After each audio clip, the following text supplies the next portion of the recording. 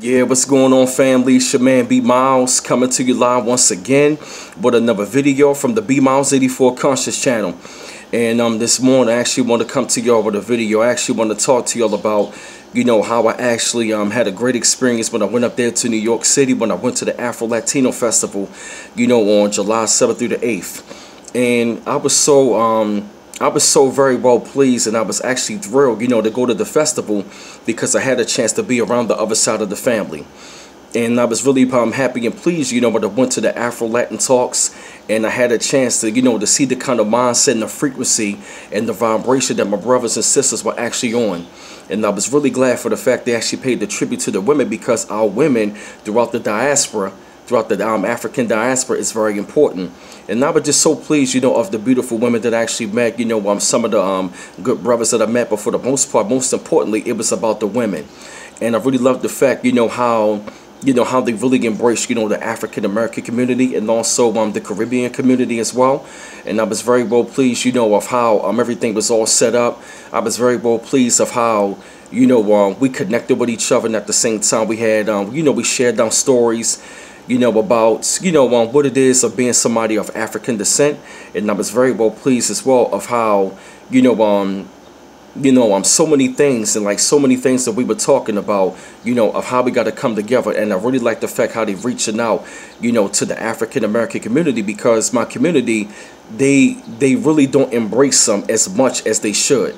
And part of the reason why, because there's been a stigma of identifying, quote unquote black, and being somebody of African descent. And for me to be able to sit down and just see their mindset and get a greater understanding, of what it is for them to be Afro-Latino, and also, being around family members from a different tribe, and also seeing how things operate in their culture, and come to find out, like I told everybody, man, they share the same struggles. The only difference between us and them, man, is just the slave master and the colonizer in the last name. I have an English last name, Miles. They got a Spanish last name, somebody like a Marquez or Diaz or Vasquez, Velasquez, but we're really all the same people. And I was just really glad for the fact that I had a chance, to just have those talks with them, and also build with them and connect with them as well. And I was also happy and pleased, just to be able to see, that beautiful divine feminine energy. Oh man, those sisters, man, they look so good up there, man. And I would just, I just sat back and I just watched, and I just see how the way they move. And I was just very pleased of how, when I went there to the festival, when they had the concerts, just to be able to just, hear the salsa music. I heard, the African drum. I heard that essence of it. I heard, that beautiful, that beautiful sound. Hearing the merengue, the reggae, hearing like I said, all that salsa music, because all of this stuff is deeply rooted into African culture anyway. Like how Carlos Santana said that black people should get the credit because, the salsa is an African dance. And also, too, if you listen to the music, it is deeply rooted into African culture. And I was just so glad to be able to just sit back and just see how, to learn how, they've been battling this identity, but they've really taken it on, because at the end of the day, no matter how much, Spanish that they speak, these are still melanated peoples, and they're still of African descent. And, just be able to just be around people from a different tribe, because we all one big family. We just, we just from different tribes, that's all. And when I was around these sisters, man, just to see how, how they embrace the femininity, just to see how, how they go about their day, how they interact with us, and be able to just hear like stories of what it is to them of being Afro-Latino, because African Americans, our history is very rock solid, and they know they are very well aware about it. But of course, when it come down to them, their story has been shunned away from us, and that was a way of how the powers that be, trying to like disconnect all of us and try to make it seem like, that we are different, because we definitely all the same. And I was just so glad to just, be able to just, hear their talk, hear their, feel their vibration, feel the heartbeat, and feel the very essence of, of our family members, how they being Afro-Latino, of how they just, going about it, they struggle with it, how they battle with it. And I was really glad for the fact that when I talk to these beautiful sisters, man, they came from all over the place. They came from Peru, they came from Honduras, they came from El Salvador, came from Puerto Rico, the Dominican Republic, all throughout the diaspora. You feel me? I'm just naming a few countries, but I'm just so glad that they said, look, we the same people, we family.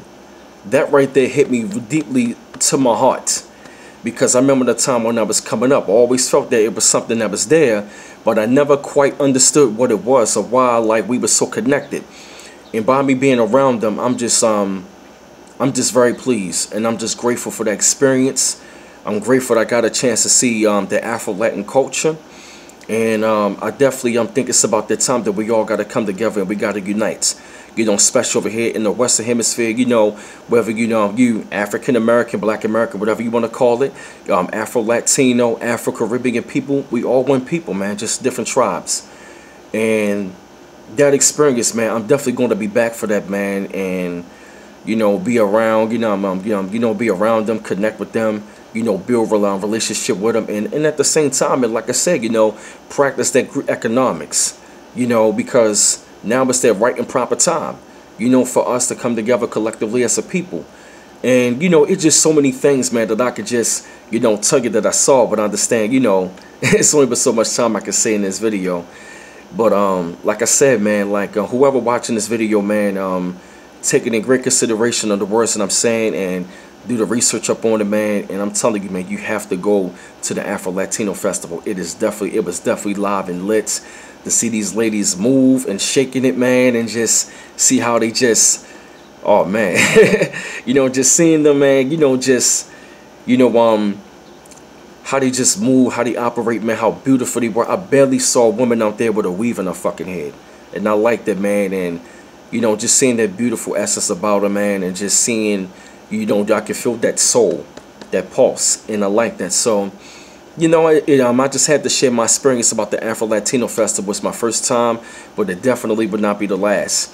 So, yeah, man. So I just had to put together this video, share my thoughts upon the Afro-Latino Festival, being around that culture and that experience, and taking into consideration, of what I'm saying. And, I appreciate the love, and keep on liking and subscribing to my channel.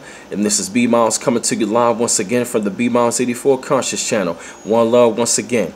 Peace.